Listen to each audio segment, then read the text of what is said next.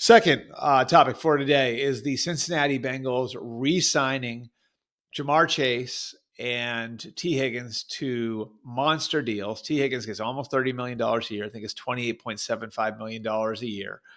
Ja'Marr Chase's new money average is over $40 million a year. And now the Bengals have hitched their wagon to three guys as the core for the future: Joe Burrow, Ja'Marr Chase, Tee Higgins. And I've seen a lot of stuff out there. Investing that much into one area, one part of the game is risky, and there is some risk involved. I can think of bigger problems to have than having to build a team around Joe Burrow, Ja'Marr Chase, and Tee Higgins. And I think this is doable, and there's an example in the past of a team doing it. But first, I want to really break down the Bengals situation in particular and give you guys an idea of what this means. First of all, the new money average of the three contracts is about $125 million. That's not really all that relevant because they're folding in old money into the new money. So the true averages of the contracts is about $110 million. So $110 million per year on a salary cap that will likely rise to $300 million next year.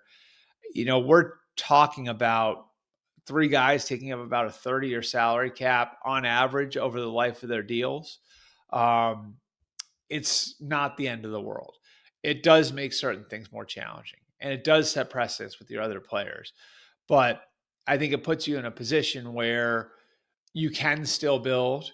You just have to be strategic about the way that you do it. And I think there is an example, again, out there of a team that did this effectively for a long period of time, and that's the Bill Polian and Tony Dungy Indianapolis Colts.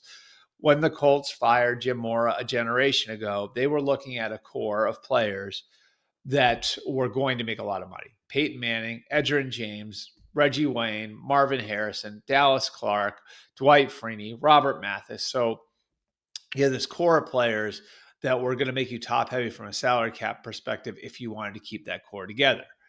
So part of the strategy in hiring Tony Dungy was he has a simple defense that gets guys playing fast and that can get rookies ready to go quickly. The philosophy there was we need to get guys onto the field fast so we can get the most out of them while they're under cost control, while they're on their rookie contracts.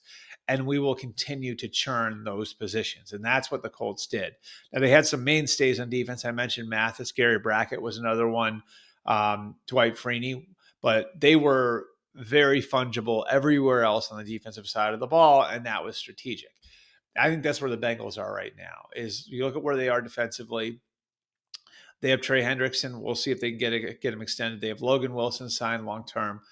You look at the rest of their defense; they need a lot of work. So this is going to put the pressure on Duke Tobin, their personnel chief, and the defensive coaches to get the most out of the players early in their careers, because you're going to be filling in with some guys that are going to be at a lower cost that are going to come through the draft. It can be done. It's not the easiest thing in the world to do, but it can be done. And again, you're going to be asking a little less of your defense because presumably you'll be playing with leads because of the offense that you have. And I think one bonus here is their new defensive coordinator, Al Golden, is coming from Notre Dame and has a ton of experience in college football. And so having a coordinator like that is a huge bonus because he knows what's coming out of college football. He has an idea for where those guys are from a learning standpoint. And he's going to be able to bring some institutional knowledge and getting his defense to a place where it's user-friendly for guys in their first, second, third years. So I think the Bengals will be fine. I think they did the right thing in getting these guys signed up. And keeping your quarterback happy is never a bad thing. And I know Joe Burrow was really happy with the developments of the last few days.